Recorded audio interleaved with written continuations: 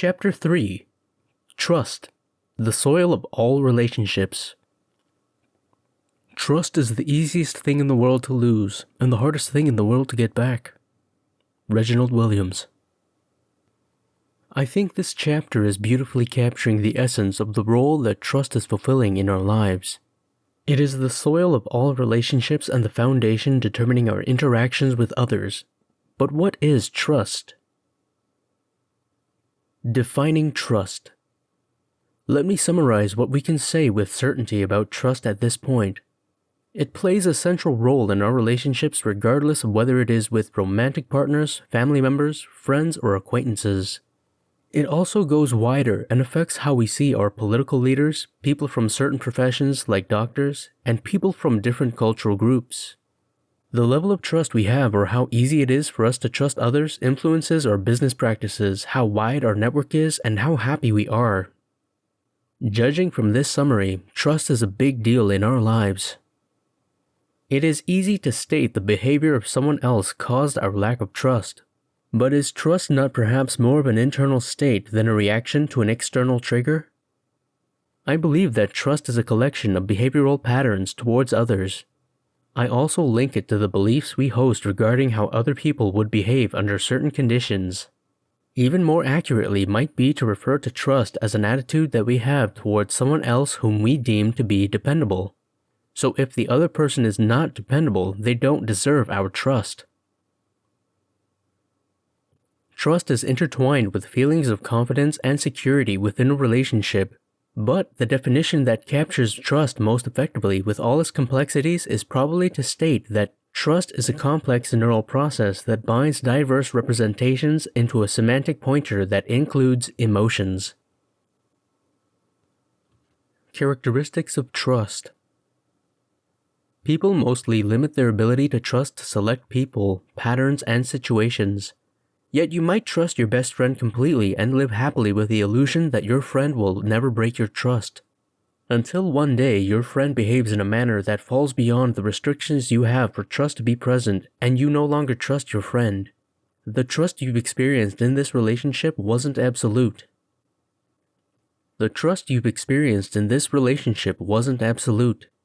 Confirming that trust is conditional, but is trust an emotion or a state of mind?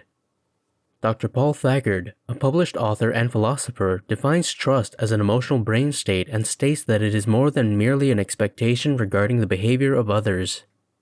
It is closely linked to feelings of security that increase your level of confidence, but what is the most accurate manner to describe this feeling? According to Dr. Thagard, trust is a brain process that combines the various representations that we have in our minds regarding others, emotions, a particular situation, and the self into a pattern. This pattern determines how we react when there is an outside trigger that stimulates the pattern to become active, and then it determines our emotions and behavior. It is why you might feel more trusting in certain situations, with certain people who comply with a predetermined set of qualifying characteristics in your mind on certain days or during certain times in your life. There are many influencing factors determining our specific state of mind. The list includes how we perceive a situation or classify a specific individual, and these are all unique to every person. Yet 3 features are present in all relationships where trust is the foundation. These 3 are honesty, transparency, and openness towards each other. Trust is an important aspect of every relationship you have, but I emphasize its vitality in romantic relationships. Why trust is a key feature to enjoy a lasting happy relationship. Trust contributes to the state of your romantic relationship in several ways. Minimizes conflict. It is difficult to combat feelings of anxiety and stress during situations or in relationships where trust is lacking. When you are constantly in a state of vulnerability, your body is experiencing an increased level of stress, and as with any other lasting period of stress caused by external or internal factors, the increased level of your stress hormones is bound to bring about a range of secondary concerns. Irritability is one of these results sprouting from a lack of trust and is mostly leading to conflict situations between partners. Freedom to be yourself. One of the hardest and most exhausting things to do is consistently presenting a version of yourself that is not authentic. When there is trust in a relationship and two partners feel safe and secure in each other's presence, they both have the freedom to be their authentic selves. This forms the foundation to achieve goals, personal growth, and enjoying an increased level of joy and fulfillment in life and love. Trust is the foundation of your connection. Opening up and revealing who you truly are is placing you in a state of vulnerability.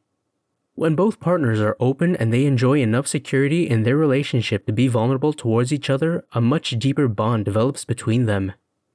It is a level of intimacy that is not linked to any sexual interaction, but from having mutual respect, consideration, and appreciation for each other. While trust is not necessarily present at the start of any romantic relationship, it should grow.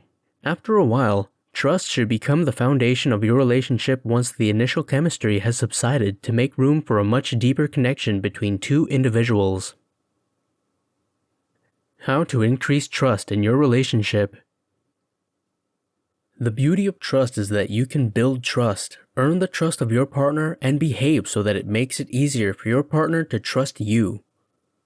While getting trust back once you've lost it is much harder, it is also possible if you have two partners who share a desire to reunite in love. The most important factor in your efforts to build trust in your relationship is to be consistent in every action you take. These actions mostly comprise minor changes that will make a massive difference to the overall state of happiness you enjoy within your relationship and how lasting your bond would be. Reflective listening. So often it witnesses how the lack of being heard by your partner results in severe relationship concerns. Thus, by practicing reflective listening, you can improve the way you make your partner feel when he or she opens themselves up to you.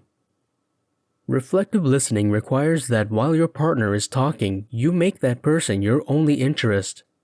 You give your full attention and provide your partner with an honest expression of your emotions. After allowing them to speak, repeat what you've heard them say. Regardless of how long you've known each other, never assume that you understand what the other person is saying. Often spouses married for many years still come to see me, and then once we drill down to the true cause of their concerns, it boils down to the one, or both, partners assuming that they know what the other is saying, implying, or even desiring. Just don't do this. You don't know what exactly is going on in the mind of the other person, so hear them out. By allowing your partner to speak and expressing an honest reaction to what they have to say, you are slowly increasing the level of trust in your relationship. Respect. There is a saying that states familiarity breeds contempt. Let's say that you and your partner, may it be a spouse or a lifelong partner, have known each other for many years and have been in this relationship for a long time. Now that you are extremely familiar with each other, you know the smallest details about that person, their likes and dislikes, their pet peeves, and what makes them happy. You are familiar with every aspect of your partner's being. This state opens the window for contempt to step in. As you are so familiar with your partner and you are so used to having the other person around, you start to behave disrespectfully. You might find saying things in the heat of an argument that you would never have said to the person you loved before. You begin to treat them with disrespect. When I say disrespect, I don't mean that you go out of your way to diminish them as a person. However, your behavior just doesn't reflect the respect that has had your relationship flourish for so long. Once this happens, trust is bound to dwindle. Do things together. From schools to large corporations, the importance of team-building exercises never goes undervalued. Team-building activities help to increase the effectiveness with which team members can work together, and it increases the trust you have in others belonging to the same group as you. While you and your partner don't have to join a team-building exercise, I recommend that you regularly take on projects that require the active contribution of you both to make it a success. By letting your partner see he or she can rely on you, you increase the level of trust that exists between you two.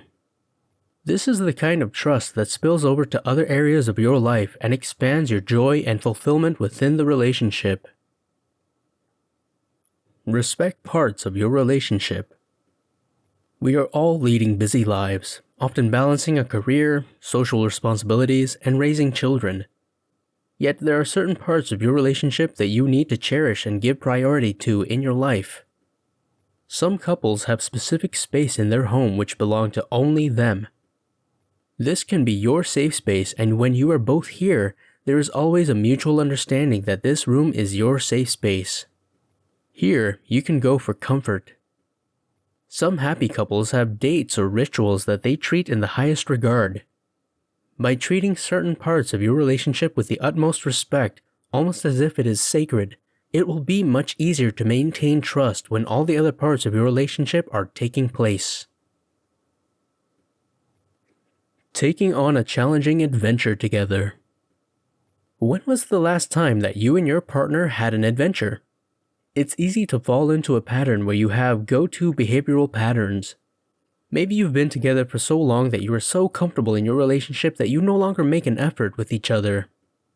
This is when a lack of trust can step in and eat away at your happiness from the inside out. A couple who are regularly taking on adventures ensure that they are forced outside of their comfort zones, a place where they can explore each other uniquely and thrillingly.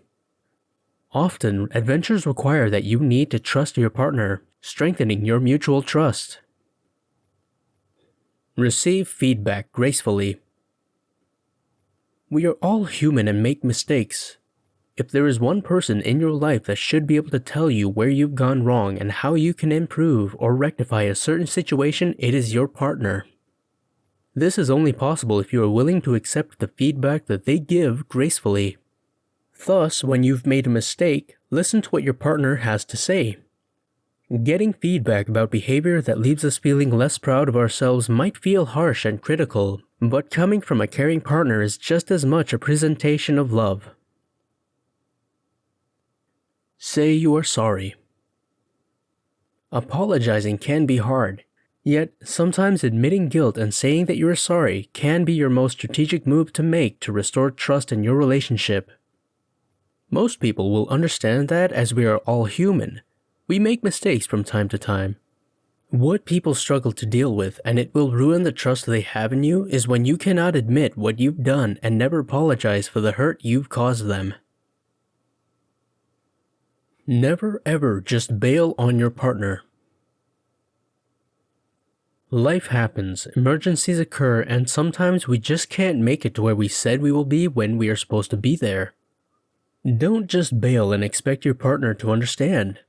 One of the most damaging actions to trust is being late for an appointment, even with your partner, or even worse, not showing up at all. Respect your partner enough to do your best to be where you need to be, or apologize in advance, and this will increase their trust in you that you'll never let them down, no matter what.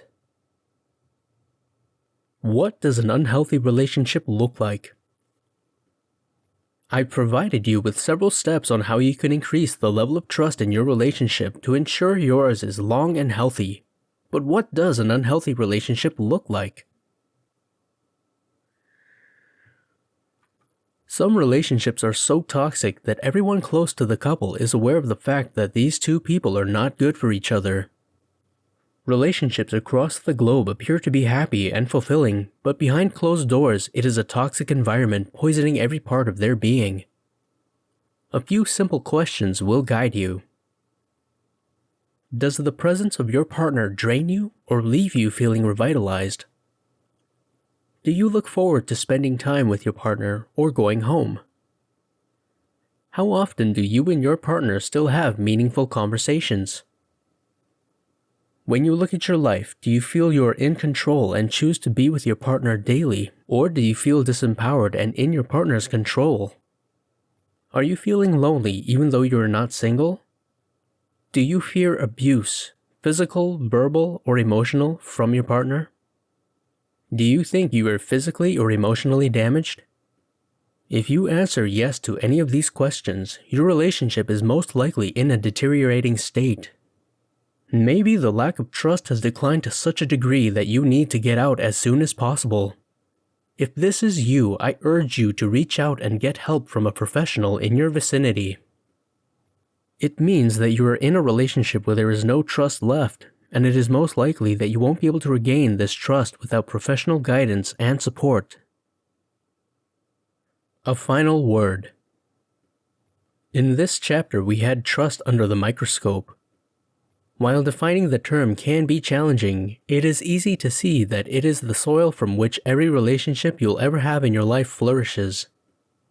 Thus, if you are not enjoying the level of trust you desire, you can take several steps to increase the level of trust between you and your romantic partner. The presence of trust increases the joy and fulfillment you experience within your relationship, while the absence thereof can quickly result in a toxic situation. In the next chapter, we are expanding on what can lead to having a natural tendency to never trust. Where do trust issues come from? Why are they bad for you, and what steps can you take to overcome this challenge in your life?